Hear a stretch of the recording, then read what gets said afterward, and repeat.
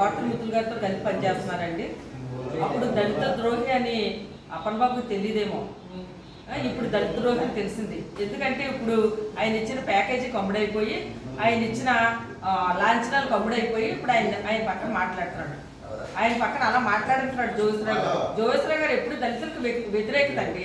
ఆయన ఎప్పుడు కులాలకి మతాలకి చిచ్చులు పెట్టి మాదికెళ్ళి మాలల్లే విడదీస్తున్నాడు. ఇప్పుడు కులాలకి మతాలకి చిచ్చులు పెడుతున్నాడు. ఆయన ఎప్పుడు ప్రజలు విడదీసి పరిపాలించడం ఆయనకు అలవాటు. అంటే ఏంటంటే జోగేశ్వరరావు గారి ఉద్దేశం, పెత్తందారులుగా ఆయన ఉంటే ఆయన దగ్గర మేము బానిసలుగా పనిచేయాలండి మాల మాదిగులు.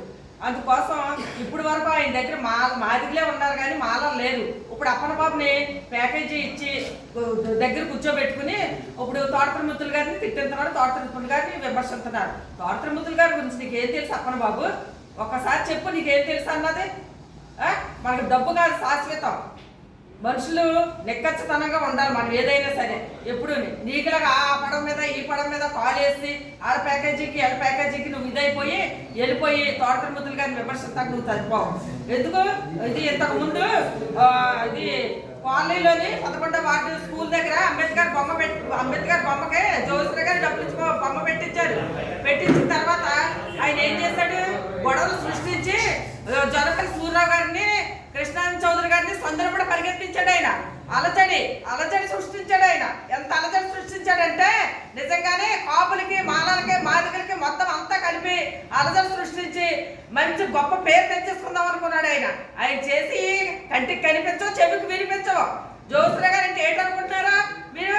జోగేశ్వరరావు గారు అంటే పెద్ద రాజకీయవేత్తనే, పెద్ద ఏంటి బిజినెస్ మ్యాన్ అనే. ఆయన ధాన్యం నలిపేసినట్టు మనుషులు కూడా నలిపేద్దాం అనుకుంటున్నాడు. ఆయన మాల మాదిగల్ని కులాలను విడదీసేసి పరిపాలించేద్దాం అనుకుంటున్నాడు.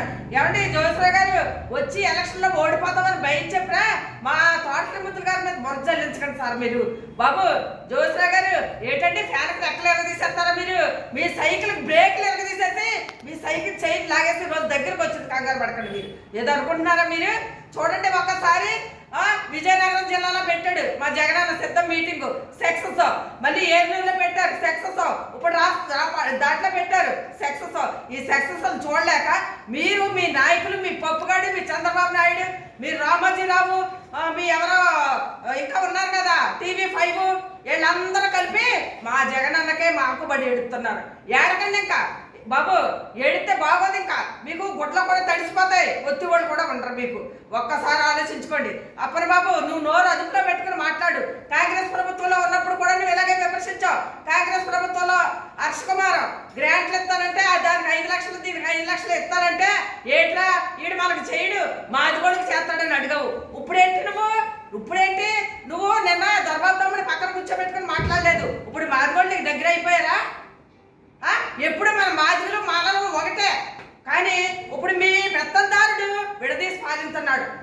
నువ్వు అది ఒకటి ఆలోచించుకో. నువ్వు ప్యాకేజీ కమ్ముడైపోయావు అన్నది మాత్రం అది కరెక్ట్. నీ ప్యాకేజీ కోసం మాలల్ని మాదిగలు నీళ్ళలో గీట్ సైకిల్ నువ్వు. మీ జోగేశ్వరరావు గారు ఏదో చేసేద్దాం అనుకుంటే నేను అందులో 15 సంవత్సరాలు పనిచేస్తాను. నాకు చేసింది ఏమీ లేదు. నన్ను ఈడిపించేస్తాడు రోడ్లప్పుడు పెట్టి. ఇంకా ఈడిపెత్తాక చూద్దాం అనుకుంటున్నాడేమో. నన్ను ఈడిపించలేడు. నువ్వు మాత్రం ఒళ్ళు దగ్గర పెట్టుకుని తోటమిత్రులు గారిని కానీ, మా నాయకులను కానీ, మా కార్యకర్తలను కానీ, వైసీపీ జనం ఎవరినైనా సరే నువ్వు ఏమన్నా అన్నావంటే మాత్రం నాలుగు చీరెత్తాను. ఏదో అనుకుంటున్నావేమో నువ్వు. ఏంటి నువ్వు ఎక్కడి నుంచి వచ్చావు? నువ్వు ఎక్కడి నుంచి వచ్చి మాట్లాడుతున్నా? రాజబాబు గారికి ఒక శిష్యుడిగా చేరావు. రాజబాబు గారికి శిష్యుడిగా చేరి రాజబాబు గారికి ఏమి విలువ ఇచ్చావు నువ్వు? నీకు సత్యకృష్ణ నీ కోట ఇచ్చాడు. ఎలాగా బోస్ గారిని దెబ్బలాడి మరీ ఇప్పించాడు. నీకు సిగ్గు, లజ్జ, సీని, నెత్తులు ఉందనుకో నువ్వు కోట తీయించే, నువ్వు ఇది చైర్మన్, ఇది కౌన్సిలర్ రాజీనామా చేసే, అప్పుడు నీ టీడీపీలోకి వచ్చి డప్పాలు కొట్టుకో. అంతేగాని పదవులు మా ఎదురుకి నువ్వు డప్పాలు కొట్టుకుంటావేంటి? మీ నాయకుడు ఏం చేస్తాడు? పొద్దున్న ఎక్కించేస్తాడు మీ నాయకుడు. నువ్వు దగ్గర పెట్టుకుని మాట్లాడు. నువ్వు మాట్లాడే ముందు నీ వార్డులో నీకు సపోర్ట్ లేక మా 20వ వార్డులోకి వచ్చి తీసుకెళ్తున్నావు నువ్వు జనాన్ని. నువ్వు మభ్య పెట్టి మాట్లాడు. నీకు 5 ఏళ్ళు ఇస్తాను, 10 ఏళ్ళు ఇస్తాను నువ్వు అందుకున్న ప్యాకేజీలు. కానీ ఎప్పటికీ ఇచ్చింది ఏమీ లేదు. ఎప్పటికీ శూన్యం.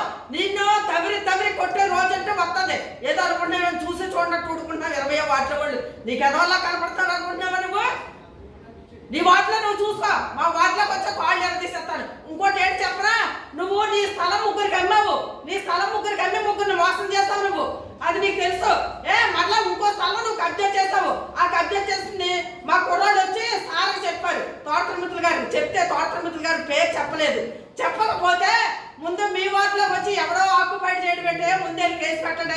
ఉందని చూస్తానన్నాడు.